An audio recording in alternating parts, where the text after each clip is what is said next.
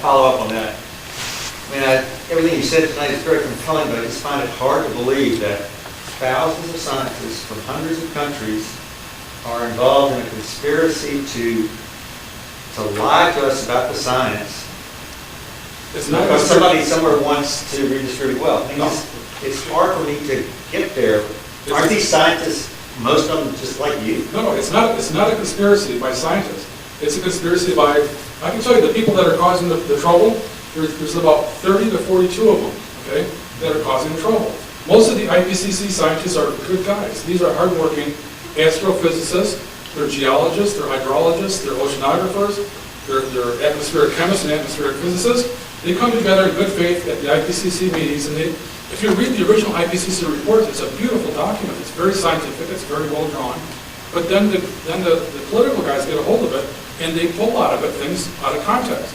And then they basically formulate whatever it is that they want. They distort the science that was done by a bunch of good scientists, and then a few bad scientists that want to capitalize on the system and game it for their own interest by getting grant money.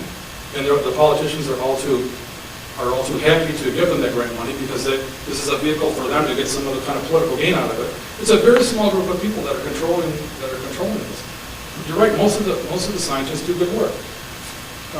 If I were to do any of the things that the guys that had the CRU did, as far as fudging data, writing programs that make hockey sticks, throwing out data, PCU would kick me out on my team, right?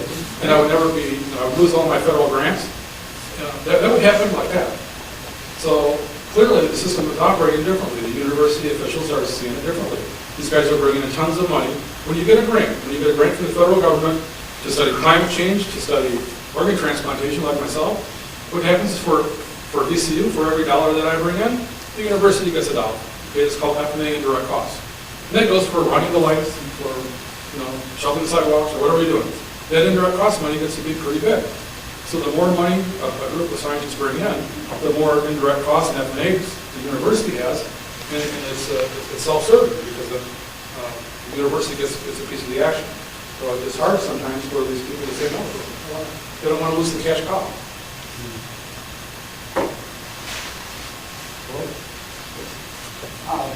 Do you think that the regulations around CO2 emissions and greenhouse gases are going to outpace the science, if you will? In other words, the regulations, whether it's cap and trade or continued limitations, are going to take effect basically and regulate U.S. industry before the truth or the science is fully vetted, so that companies are going to have to respond? Or do you believe that maybe the science will actually catch up and maybe slow the regulation? You know what happened yesterday? Yes. Yeah, the Environmental Protection Agency passed what's called an endangerment finding. And the endangerment finding, which is a legitimate role of this organization, the Clean Air Act back in the 70s, the EPA is allowed to call something, call a chemical, call a gas, in this case carbon dioxide, dangerous to human health. And they did that yesterday. And when they did that, what that allows them to do is it allows them to, by fiat, start capping the emissions on smokestacks, the emissions that come out of your tailpipe, the emissions that come out of factories. All right? They'll charge people. They'll go up to a dairy farm, and they couldn't go up to a dairy farm in Wisconsin and say, you've got too many cows, they're making too much methane. We're going to tax your cows. We're going to make you get rid of half your population. They can do this. They've outskirted the Congress.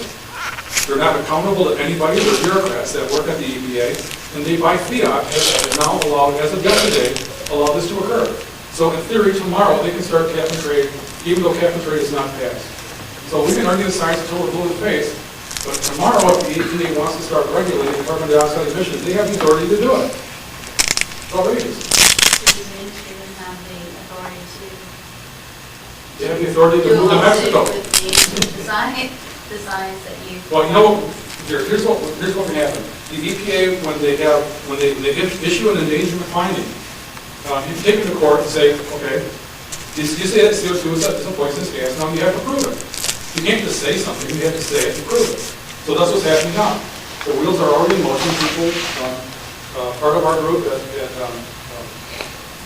SCPP are getting ready to file suits with the Environmental Protection Agency You take these people to court and say, okay, the CO2 is dangerous to human health, it's going to cause problems, then you have to prove it. And you can't just say that the IPCC said so. Okay, that's not going to wash, because there's too much data out there to refute that. Okay? So that's the next step. That's the only way I can see that we're going to reverse this. We're going to have to do it in the court system. The only other way is to take over the legislature and get these guys out of there. But by the time that happens, they've already regulated, CO2 emissions. It might be too late. What was their reason declaring it dangerous? Was it because they feel it causes climate change, or is there something else? They said that if you read the reports, the reason is, and they rely on the IPCC. This is their database. The IPCC says that CO2 causes global warming, and global warming is bad for human health because it causes hurricanes and droughts and blah, blah, blah, and it's going to cause famine and all this. So this is the reasoning, very, very weak reasoning. Matter of fact, no reasoning at all as far as I can see. It's argument by authority. Okay, they committed a lot of the fallacies that I talked about, but they have to be challenged on it now. They can come out and by fiat say it. The president will let them say it, but now the courts are going to make them prove it. And this will be interesting. Just to follow up to that point, could this then not actually call the question, which could be a good thing? In other words, if this creates a forum in the courts for the alternative science to be put forth and this ruling is overturned, to me that could be a very significant step forward in a domino effect in getting some of the junk science. Yes, I agree, but I don't trust the courts. I mean, I would have much rather seen this fought out in Congress than won in Congress. Okay, defeat Waxman and Markey in the debates in Congress. And yeah, we could do it. It would be great. We could do it in the courts, but I don't know. Are you going to trust the court system these days? As a matter of fact, it was the Supreme Court that allowed the EPA to issue this endangerment finding because there was a lower court case which did not properly defend that CO2 causes health hazards. Okay, and it was our fault for not defending it. I'm not sure who was responsible for that, but the Supreme Court allowed the EPA to issue their endangerment finding. Okay, so someone dropped the ball on that on our side. But you're right. I think that it would be great if we could have a good old-fashioned debate in the courts and settle it. I'm just nervous on how that would turn out.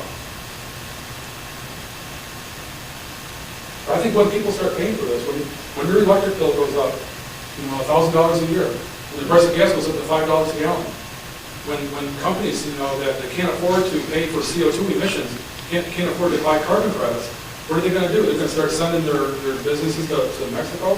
The refining industry was talking the other day, they were saying, is that when you refine oil into gasoline, you make a lot of CO2, okay? And the EPA is going to come in and they're going to regulate that, they're going to tax them, or they're going to tell them that they can't do it. So they're already talking about buying, it's cheaper for them to buy already refined gasoline from overseas, from Mexico or from Canada or from Europe, and tank it in here and import it to the United States. It's ultimately cheaper to do that than it is to refine it in our own country. And where do those jobs go, right? If you work at a refinery, they shut the refinery. Is that good for you? So businesses are going to flee, right? You can't afford it. They'll build their plants somewhere else where there's no cap and trade, where there's no EPA to issue the endangerment finding and penalize them for it. It's also pointless. Okay? It's also pointless. The presentation was very good. I think it really should be a goal to present this in the high schools every 2 years on a continuing cycle, just the data. And I think in Hanover County, I think that's very possible. Well, I tell you, if it's doable, we'll do it. I mean, our organization is here to do that. I'm going to get a group of parents together for you to talk to. Good. Yep, that's good. Right, maybe the parents will be the ones that can change the school board, right? The parents can go to school board meetings and say, hey, look, we don't like this, this fourth grade textbook telling them